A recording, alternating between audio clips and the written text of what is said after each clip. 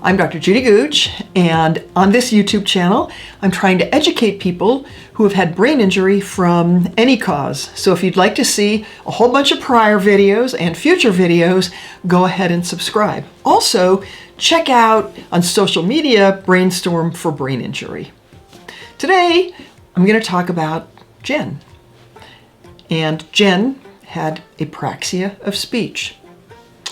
Jen had a brain injury in a car accident when she was 54 years old. She was a teacher and spent a lot of time talking, and now all of a sudden she could not get words out correctly.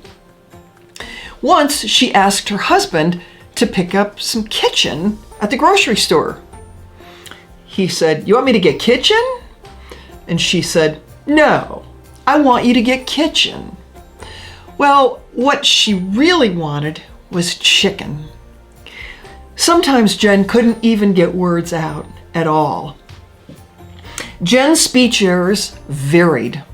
So one time a word would be nonsense, but another time the same word would be well pronounced, and maybe it would be the wrong word, like she might say bowl instead of glass.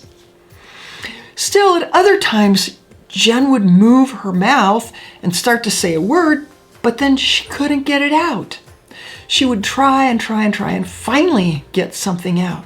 It was really frustrating for her and for her family. When Jen left the hospital after her brain injury, she didn't have a speech therapist. She was told that her speech would get better with time and not to worry about it. Finally, after struggling for a long time with her talking, she got into speech therapy. The speech therapist had her move her mouth certain ways and say certain sounds and words. She checked to make sure that Jen was understanding what she said.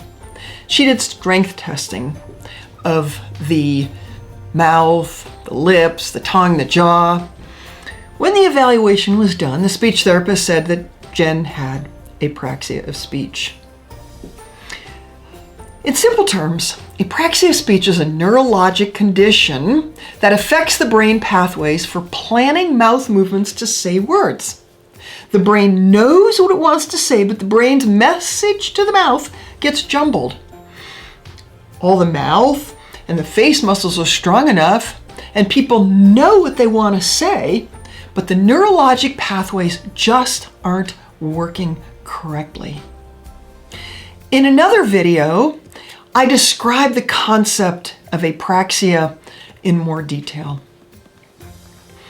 The speech therapist designed a program that required Jen to go to speech therapy once a week, but also to practice every day at home. Pretty quickly, Jen started to show some improvements. After a couple of months, they were able to decrease the amount of therapy. The therapist also taught Jen's family how to better communicate with her to help her. With time, Jen was communicating quite a bit better, but still had some bumps in the road. Recently, her grandkids came over, and she was so excited to see them and wanted to give them some cookies. So she asked them if they wanted some booties. They could not understand that. They laughed a bit, and then finally they figured it out and helped Jen to formulate the word cookies. Fortunately, we are learning more about apraxia of speech and how to manage it. There may still be bumps, but you can improve.